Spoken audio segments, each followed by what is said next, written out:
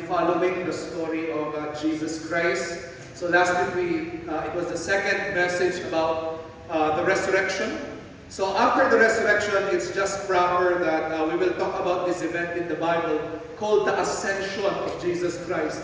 Or that means His going back to heaven. Okay, so I want you to remember that term. Okay, the Ascension, it means the going back of Jesus Christ to heaven. So, the Bible said, it is not me who said this, but it was Jesus Himself. Siya mismo ang nagsabi na mas maganda daw na bumalik siya sa langit.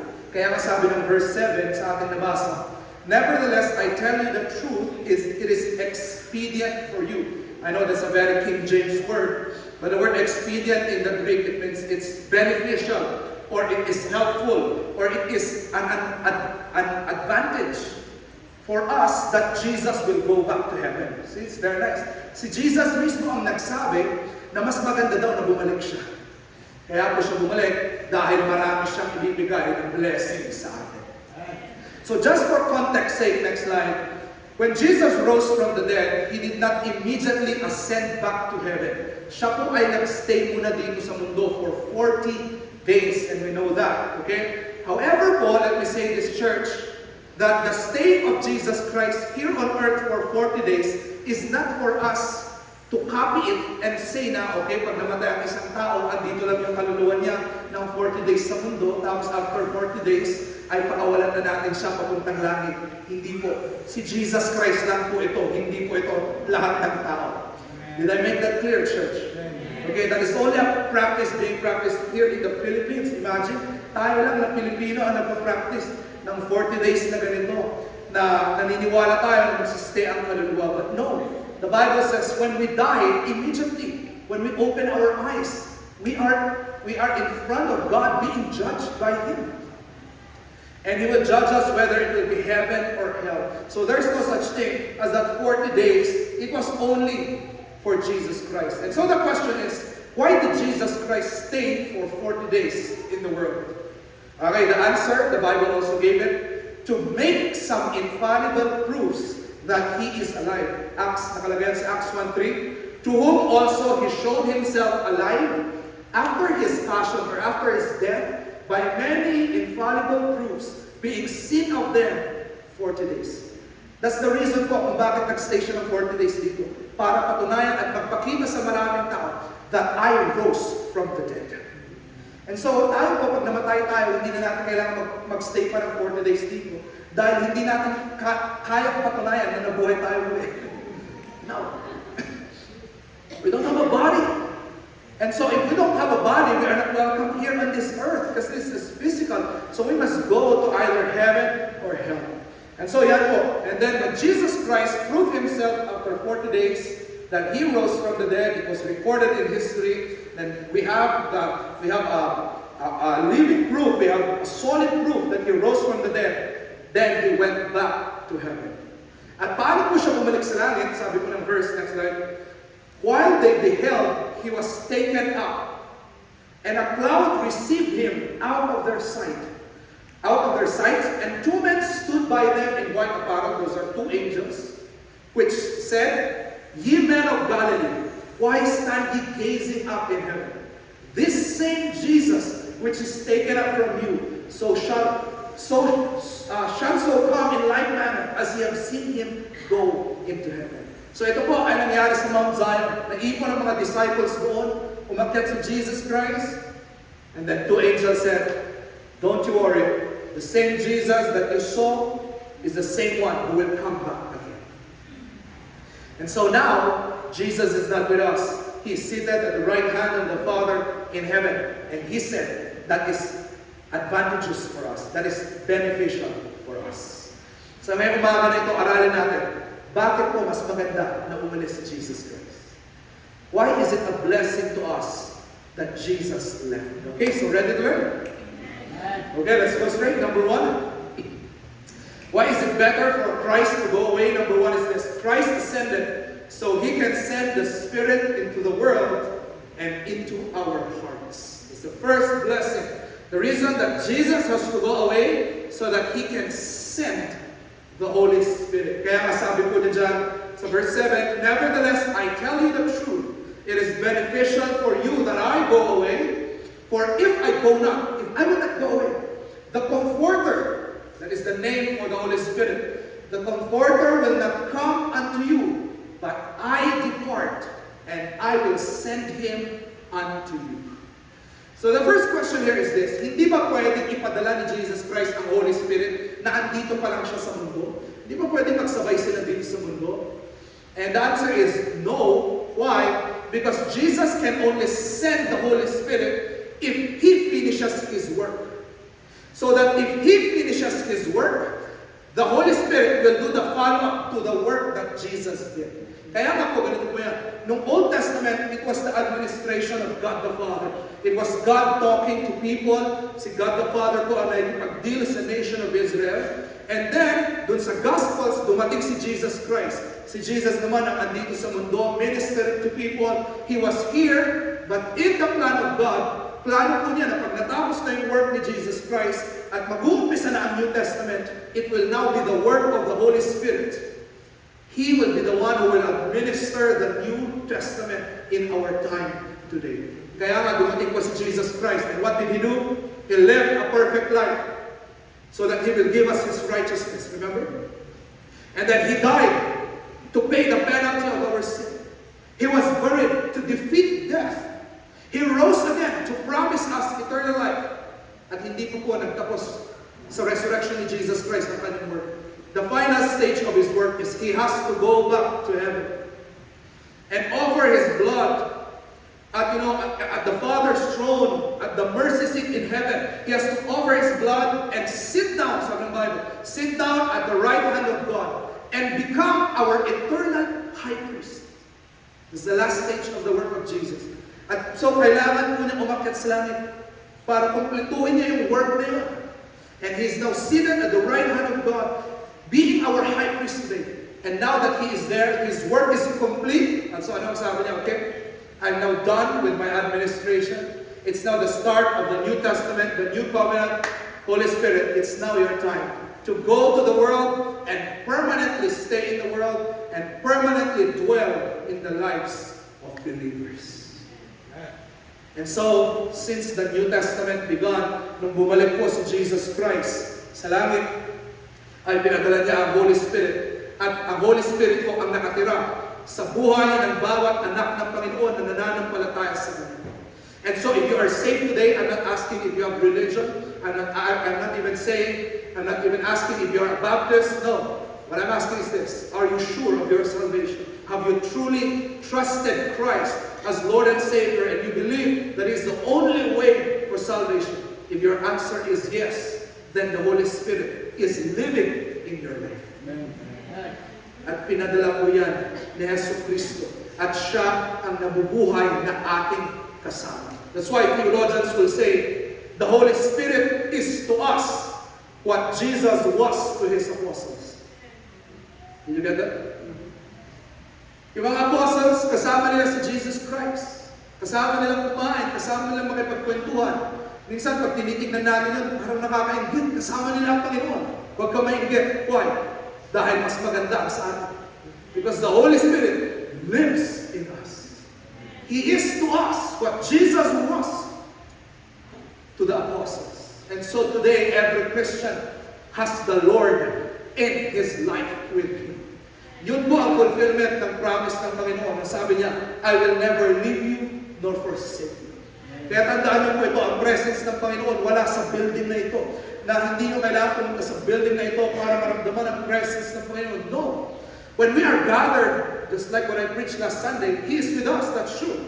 But if you leave this place, I tell you, God is with you. He will never leave you nor forsake you. Why? The Holy Spirit is living inside of you. At so ang tanong is that better for us? Better ba yun sa atin? Next slide. The answer is yes, it is better because Jesus Christ, when He was here on earth, He was very limited. Alright? Siya po ay Diyos, pero siya ay naging tao. That means, He voluntarily limited Himself. So ito, may tanong po ako sa inyo. When Jesus Christ was here on earth, was He omniscient? Was He omnipresent? Well, talk to me. The answer is, no. Voluntarily po na hindi niya ginamit ang kanyang power. That's why nung andito sa mundo si Jesus Christ, hindi pwedeng magkasabay siya na nasa Galilee siya, tapos nasa Jerusalem siya. Why? He is not omnipresent. He is in one place at one time. Amen. Why? He surrendered his power just to become a man just like us. Kaya, let me say this po. Nung andito si Jesus Christ sa mundo, praise God, kasama siya ng mga apostles. But let me tell you, mas better po sa atin ngayon because ang Holy Spirit na pinadala ng Panginoon na nakatira sa ating loob ngayon, He is unlimited. Amen. He is omnipresent. You know, His power is unlimited and He is universal. Sa buong mundo, meron ang Holy Spirit at andito siya kasama natin. And let me tell you, that is better for us. Amen. And you know, Jesus Christ, it's true, they can talk to Jesus Christ face to face. But let me tell you, pag umuwi na si Jesus Christ, or pag umuwi na sila, hindi na nila kasama si Jesus Christ. But I tell you, pag umuwi ka after ng service na ito, kasama mo ang Holy Spirit.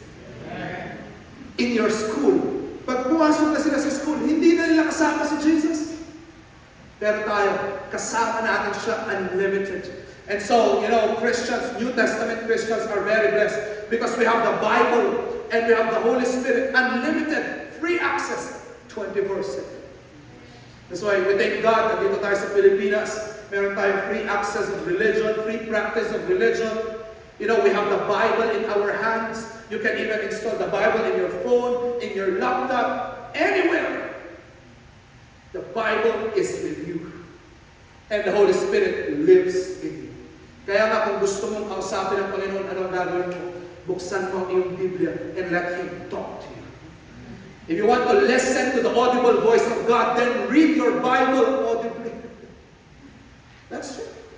Why? Because when we read the Word, when you listen to a preaching, He talks to us. And when we pray, we talk to Him. At alam niyo po ba, kung kayo ay nananalangin, I don't know if you experienced this, but I'm sure you should have experienced this already. When you talk to Him, you know, binibigyan ka niya ng thoughts. Dinadirect niya ang iyong mga plano. Siya ang nagbibigay ng mga tao na tutulong sa mga prayer requests. Siya ang nagbibigay ng solusyon. He gives you these answers. Why? He is listening to you. And you can pray anywhere in the world. You can talk to Him. He talks to you anywhere in the world. Bakit po? He lives inside of you. At ang maganda dito, si Jesus Christ dati, very external siya. Kausap lang nila. Pero pag ikaw ay Christian, ang Diyos, ang Holy Spirit, yung third person of the Trinity, nasa loob mo mismo. Ibig sabihin yung pagbabago, hindi nanggaling sa labas, nanggaling sa loob. And the Holy Spirit is changing you from the inside. And so I tell you, it's more blessed that Jesus went away so that the Spirit lives inside of us. Sabi po ng mga verses natin, look at this. Nevertheless, I tell you the truth, it is expedient for you to go away, for if I go not away, the Comforter. Very specific, ginamit yung word na the Comforter. Sa Greek po, ang Greek word ng Comforter is parakletos. Or ang ibig sabihin niya is another Jesus or another me who will stay beside you to help you. Today, meron tayong term na tinatawag personal assistant, PA. Ano yun? Yung laging nakabuntot sa'yo. Lahat ng kailangan mo, siya ang gumagawa. Kailangan mo ng tubig, kailangan mo ng ganito. Andun siya, assisting you. And that's the word that was used for the Holy Spirit. He is our comforter and friend. Kasama mo siya every day, and He is your helper. He is your personal helper. And I tell you, church, whatever you need, the Holy Spirit will be that to you. Whatever circumstance you are in, kung ano ang kailangan mo na magdasal, kailangan mo na buksan ang iyong Biblia, kailangan mo siyang kausapin, and bring your burdens to Him, and whatever situation you have, He is there to help you. Kaya po ito napakaganda. If you are in times of temptation, if you are in times of trial, if you are in times of problems, if you are in times of confusion, whatever you need, God said, I am that I am. Ano yung sabihin nun? I will be who you need me to be. At ganun po ang Holy Spirit sa atin. Kung ano ang kailangan mo sa Kanya, kung kailangan mo ng peace, He will become peace for you. Kung kailangan mo ng comfort, He will be comfort for you. Kung kailangan mo ng strength, He will be your strength. And I tell you, He is your personal assistant. Ako po, bilang isang pastor, may mga times na I will preach na meron akong sakit. Or yung boses ko, parang very harsh na, hindi ko kaya. But you know, you just bring your problems to God and just tell Him, Lord, Holy Spirit, I'm about to preach. I need strength. I need my memory. Can you give it? At tatayo ako dito, masasyak ko. Why? Because it's not my strength anymore. It's the strength of the Spirit. Kayo rin, may mga times na ganyan. Meron kang kailangan gawin. Ngunit hinang-hina ka na. But because you have a personal assistant, a personal helper with you. And so kaya mong gawin, bakit siya ang nagpapalakas sa iyo. Amen. Look at this verse. Another blessing of the Spirit is this. And when He is come, He will reprove the world of sin and of righteousness and of judgment. Dahil nakatira siya sa iyo, ito ang mga ginagawa ng Holy Spirit. When you are sinning, He is telling you, bro, you are sinning. Sister, this is against God's Word. Kaya sa isang taong Christian at sa isang tao na hindi Christian, they can do the same sin. Pero anong pinakaiba? The unbeliever will feel nothing.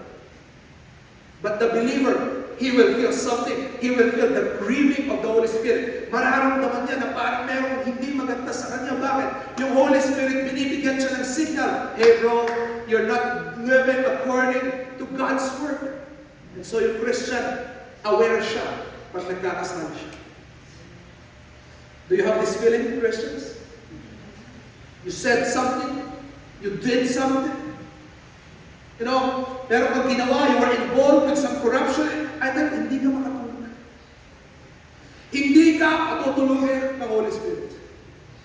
And I tell you, when the time comes na hindi ka makatulog, that's your time to submit to the Holy Spirit and say, Holy Spirit, bigyan mo ako ng lakas para itama ko ang mali, para iwan ko ang maling buhay na ito, para iwan ko ang maling vision na ito, para iwan ko ang kayabangan na ito. Holy Spirit, help me. That's our job. When the Holy Spirit convicts us, we should cooperate with the Holy Spirit. And sabihin natin, Lord, thank you for convicting me. That's the job of the Holy Spirit. The job of the Holy Spirit, second, is not just to convict us of sin, but to tell us of righteousness. Ano po yun? Siya yung nag-encourage sa kanya, sige pa, mag-pray ka pa. Come on, brother, go to church. Come on, brother, pray more. Talk to people, encourage someone. That Master Christians, were there times that you did not want to come to church? You woke up on a Sunday morning, hinang-hina ka, kahit problema, hindi ka makapunta. But anong ginagawa ng Holy Spirit? Siya nag-encourage siya. Come on, brother. Let's go to church. Let's pray. Let's read the Bible. Kapag meron kang problema, come on, praise God even in trials. He is convicting you of sin. He is encouraging you to do righteousness. And not only that, He is even reminding the world that there is judgment when time comes. At so, ang Holy Spirit po nagsasabi sa mga unbelievers, you know, merong kabayaran ng kasalanan. Kailangan mo manampalataya sa Panginoon or else you will go to hell. Holy Spirit po ang nagsasabi. And so, every person na naging Christian, he was convicted by the Holy Spirit first. At siya ay nag-respond sa conviction na yun. And praise God, doon po siya nasave. Ang ganda, di ba? Ang ganda ng ginagawa ng Holy Spirit sa akin. And so I tell you this church, if the Holy Spirit is talking to you right now, grieve not the Holy Spirit. Do not hinder His work. Example, may tinatawag sa inyo mga men, kinakausap kayo ng Holy Spirit, come on, mag-pastor ka na men. Brother Gary, ano ginagawa mo? Hindi ako, I will respect them. Brave, hindi ko ba? Gumagano yung Holy Spirit. You will know that, you will know that. He gives you the burden, He gives you the heart, He gives you the desire. Does the Holy Spirit work? It's internal. I cannot explain. But then He's convicting you to do something. Maybe He's convicting you, to talk to a person. Naramdaman niyo na ba yun? Meron kayong urge na, parang gusto kong kausapin yung tao na to and tell him about Jesus Christ. And share to him the gospel. Nabuburden ka in your heart. That's the Holy Spirit working. At pag dumating yung time na yan, huwag mong pigilan. Let it. Submit yourself to the working of the Spirit. May mga times kinakonvict ka ng Holy Spirit, come on. Why don't you give? Why don't you join the ministry? Why don't you do this? Why don't you pray for this person? Kinokonvict ka ng Holy Spirit, pag binaburden ka niya, kailangan mong maging sensitive. Maging sensitive ka dun sa leading niya. At sumunod ka. He is convicting you to repent from sin. Maging sensitive ka dun. Sabi mo, Lord, ayoko na. Tulungan mo ako. And nababagoy ko. Doon nangyayari ang transformation when we surrender ourselves to the Holy Spirit. Amen. Another, we have a guide and a teacher. The Holy Spirit is our guide and He is our teacher. It's very nice. When He, the Spirit of truth. Ito pa, isang pangalan ng Holy Spirit. Yung kanina, He is a comforter. Ngayon naman, ang isang name niya, He is the Spirit of truth. Is come, He will guide you into all truth. For He shall not speak of Himself, but whatsoever He shall hear, that shall He speak, and He will show you things to come. Ano po ito? The Holy Spirit is our greatest teacher. At being the Spirit of truth, ang isa pong ministry ng Holy Spirit is to give us illumination. Ang ibig sabihin ko na is this, siya yung nagpapaintindi sa atin ng mga words ni God.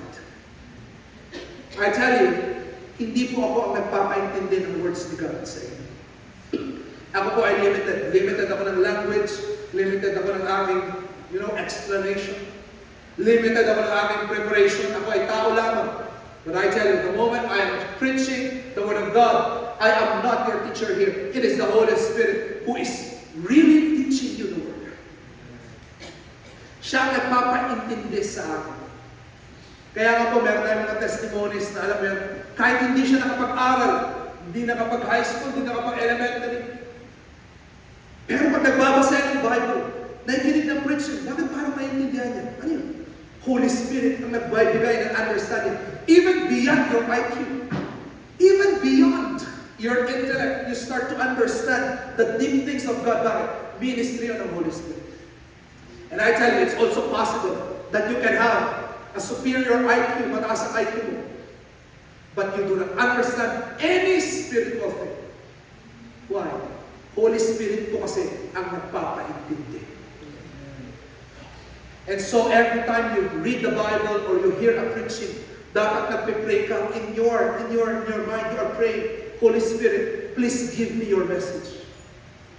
Because I tell you, ang message na makukuha mo ngayon, hindi nakadepende ito sa aking sinasabi. Nakadepende ito sa iyong pagkaintindi, guided by the Holy Spirit. And you can hear the same message, pero yung isa lalabas, parang walang naintindihan. Pero may iba lalabas, sila ay convicted, sila ay nabago. Why? Because in their heart, they were praying, Holy Spirit, please, ipaintindi mo sa akin ang salita ng Panginoon.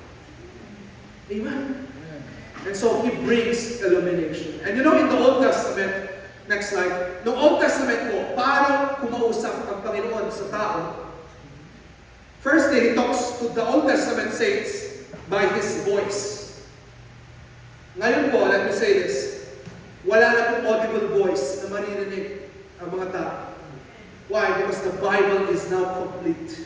If we want God to talk to us, open your Bible. He talks to us through His Word. Amen? That's why, don't you ever say, Lord, kailan mo kaya akong kakausapin? Lord, ano ba?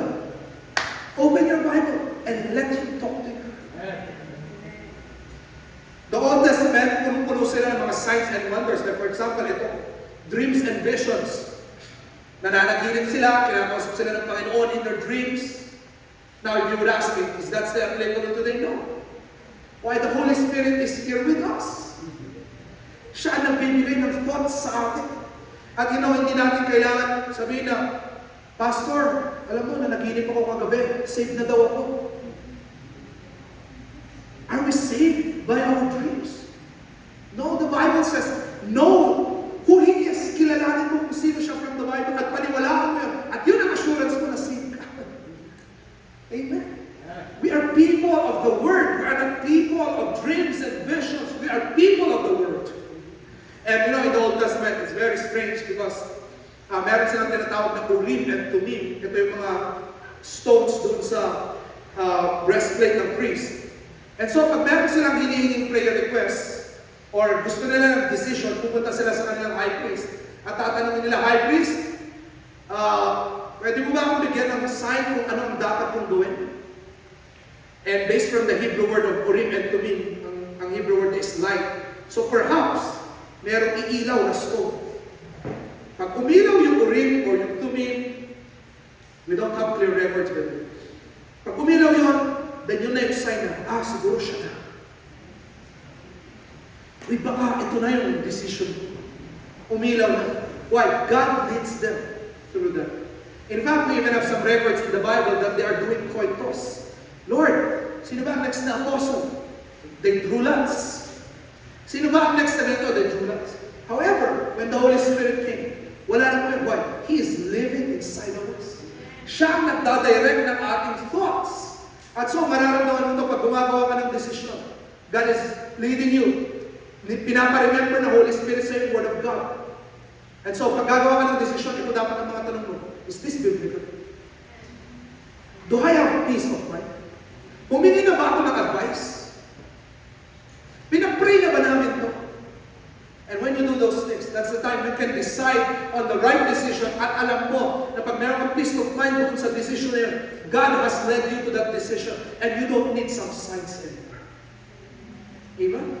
That's why you young people, okay, stop coming to me and tell me, Pastor, nagpipray ako ng sign kung siya na ba talaga yung sasagutin ko. Stop it, okay? Tignan mo ang Bible at talaga mo sarili mo, is he a Christian? Are you even ready? Tanungin mo ang sarili mo, mag-pray ka. Did you even ask for advice? Did you even ask your parents to pray for it, your pastor to pray for it? Ganun tayo mag-desisyon, hindi yung, ano ba yung sign ko? Uy, may nalaglag na, may nalaglag na leaves. Siguro ito na yung sign. Uy, lumabas yung star. Those are all superstitious beliefs. We are people guided by the Word and by the Holy Spirit. Amen? So, ganyan po, kumausap. Kaya nga dahil, it's better that Jesus went away. Because praise God, ang Holy Spirit, nasa atin. You can make those decisions, historically, every day, 24/7. Amen? Number 2, why is it better that Jesus went away? Because number 2, so that He can turn our sorrow into joy. Okay? It's better na umalis si Jesus Christ. Kasi nung umalis siya, doon niya prinamis that we can have joy. That, that our sorrow here on earth will be turned into joy. Okay, let me start with the doctrinal basis. When Jesus completed His work, and we know that we are assured of our salvation, yun po ang pinaka-foundation ng ating joy. Kaya meron tayong kinakanta, we will have joy that never shall be part. Do you know this kingdom? A Christian has joy that will never depart. Bakit po?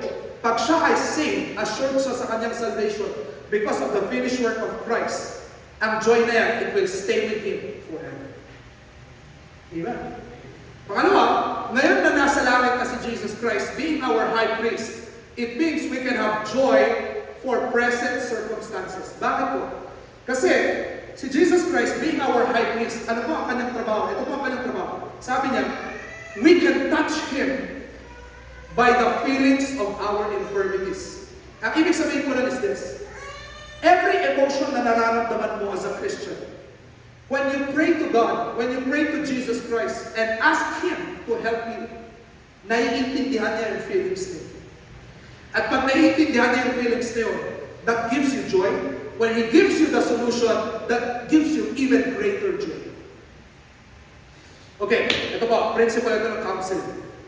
Kayo po ang mga naranasan yung magkaroon ng problema. Hindi ba just the fact that you were able to share your problem to someone na nakakaintindi sa'yo, masaya ka. Hindi ba? Tama po ba? You know, sa counseling, you know, people will even pay me to have counseling. Only to realize, 80% of the time, sila ang nagsasalita. Ang advice ko, sa dulo na lang. Pero most of the time, sila ang nagsasalita. At minsan pa, ay ganito, nag-open up lang sila. Wala pa akong sinabing advice. Ang sabi agad nila sa akin, Pastor, salamat po, gumaan yung loob ko. Wala pa akong sinasabi na. Why? Just the fact that you can share your problem to someone and he is empathizing with you at naiintindihan ka niya, that already brings so much joy. At ganun po si Kristo. Dahil high priest natin siya, the fact na binibigay natin yung problems natin sa Kanya, joy na yun para sa atin. Hindi pa siya sumasagot. Paano na lang pag sumagot siya, nagbigay siya ng solution, gumamit siya ng tao, binago niya ang ating character, paano na lang pag gumalaw siya, then that gives us even greater joy. Amen? At panguli, because He prepared a place for us, then it means, sabi ng Bible, our joy will be complete. Minsan, akala natin, masaya-masaya na tayo dito sa mundo. I tell you, wala pa to sa kalahati ng tunay na saya na mararamdaman mo when you see His face. That is what the Bible promises. Ang joy natin dito sa mundo, butas. When we were kids, we used to sing that song, our joy here on earth is like a donut. There's a hole in the middle of it. Someday, when we see Christ face to face, and we are in eternity, yung joy na yun, sobrang, it will be elevated. Sobrang saya ng joy na mararanasan namin sa lahat. Kaya nga po sabi ng ating verse dito, next slide. A little while, ito po ang sabi ni Jesus Christ, and ye shall not see me. And again, a little while, and ye shall see me, because I go to my Father. Ano ba ang ibig sabihin ng verse 10? Sabi niya sa kanyang mga apostles, babalik ko sa akin ako. For a little while, you will not see me. But you will see me again. That's what I promise. For a little while, hindi niyo makikita. But you will see me again. At verse 20, sabi niya, I say unto you, that ye shall weep and lament. Iiyak ka daw. Dito sa mundo. At totoo, umiiyak tayo, right? But the world shall rejoice, and ye shall be sorrowful. Well, let me tell you, but your sorrow shall be turned into joy. Ikaw daw na anak ng Panginoon, habang andito ka sa mundo, iiyak ka because you will have problems. The devil will try you, just like Job. The devil will try you, will tempt you, will put you down, iiyak ka. You will lament. By the way, that word lament, that's deeper than crying. Okay?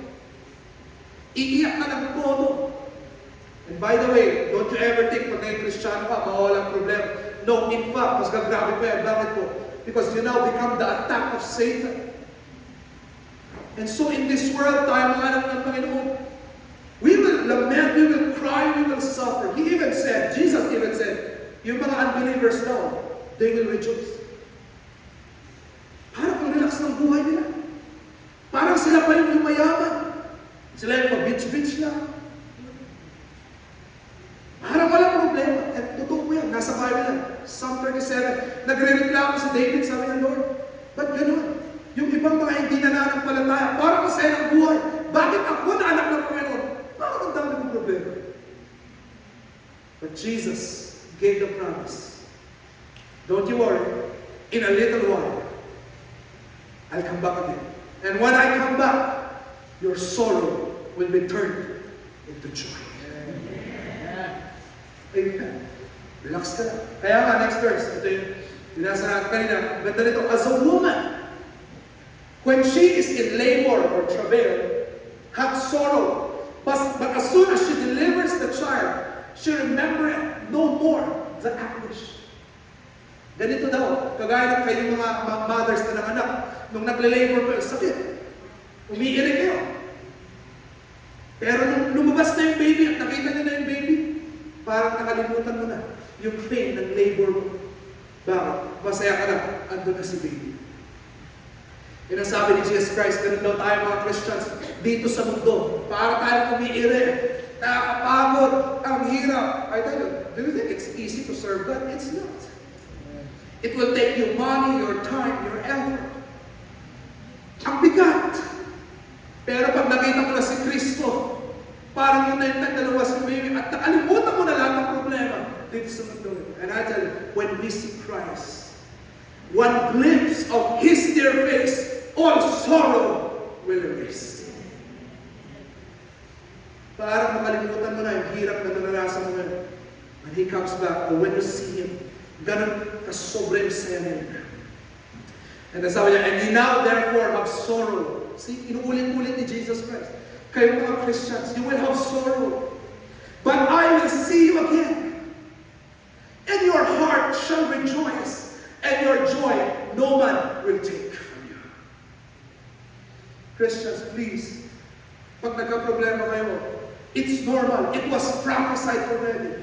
Don't let any problem depress you. Because it was already prophesied.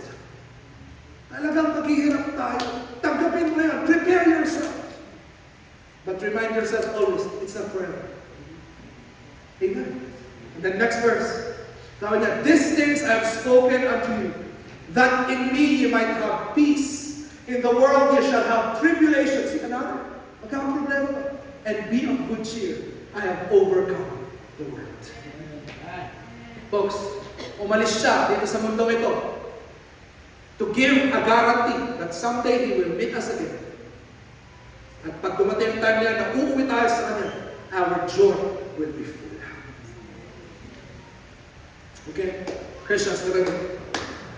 Ayun po. I know, because we ask your prayer requests, we talk with you. Many of you are in deep trouble. Yung mga iba sa inyo, financial struggle, marital problems, dealing with sin, temptation, is difficult. There have been bad decisions along the way. But please, do not let it depress you. Please do not let it depress you to the point that you will think of ending your life. You know, suicide is a temporary solution. I mean, it's a permanent solution to a temporary problem. Yung problem mo, temporary lang. Okay? Don't let it depress you. Don't let it put you to so much anxiety na alam niyo, hindi ka papasok sa work, tigil mo na yung church. No, it will be temporary, folks. It will be temporary. Christ will come, and our sorrow will be turned into joy. At pangulit, bakit po better that Jesus went away? Christ ascended so He can prepare to receive us, His bride. Jesus went away to prepare a place for us. Ito po sabi ng ating verse, if I go and prepare a place for you, I will come again and receive you unto myself, that where I am, there ye may be also. Bakit po mas magandang umalis si Jesus Christ? Okay, I want you to follow this story. Okay? Sa Old Testament Jewish culture po, ganito po ang style nila ng wedding. Okay? So kapag may nagkagustuhan, babae lalaki, ang mangyayari dyan is, they will enter into betrothal or engagement. Okay, walang boyfriend, girlfriend noon. Ang meron lang ay engagement and betrothal. Pag sila ay na-engage, it's good as marriage. Okay? It's good as marriage yun, and you cannot even break an engagement. Pag i-break mo ang engagement, parang divorce na siya. So may engage sila, but hindi po muna sila pwedeng mag-live-in o magsama. Very biblical. Dapat mauna ang kasal before kayo magsama. And so pag na-engage na, ano ang gagawin ng lalaki? Aalis yung lalaki. Kunin yung words ha. Kailangan umalis ng lalaki. At ano ang gagawin ng lalaki? He will prepare a place for both of them. Bakit po? Very biblical. Pag ikaw ay mag-asawa, you leave your father and mother. Diba? So, ikaw na lalaki, what you will do, you will go away and prepare a place. Yung gagawin ng lalaki. Ano naman ang gagawin ng bride? The Bible says, she will prepare herself. Yeah. Basta, she will prepare herself. And then, no one knows the timing. No one knows. When the time is right, yung lalaki lang ang pwede magsabi. In fact, hindi actually yung lalaki, yung tatay ng lalaki. Sasabihin ng tatay ng lalaki, anak, I think okay na yung prepare ng place. Establish ka na. I think it's time for the marriage. Anak, let's go. Go ahead and get your wife. At so yung tatay, uutusan niya yung anak, kukunin yung wife, pupunta sila ngayon dun sa bahay ng lalaki, dun sa place ng lalaki, and that's the time that they will get married and they will live happily ever after. Did you get that? Yun po ang Jewish marriage. Yun po ang tono dito sa ating story. When Jesus Christ came here on earth, it was His engagement. It was His engagement to the church, to believers. Nung pumunta si Kristo dito at namatay siya para sa krus, that's the time He bought us back. Binili niya tayo. Binigyan niya tayo ng dowry, kung bago. And we got engaged, nagkaroon tayo ng commitment, kaya anong na-save tayo, we set our commitment to God. Lord, I will love you.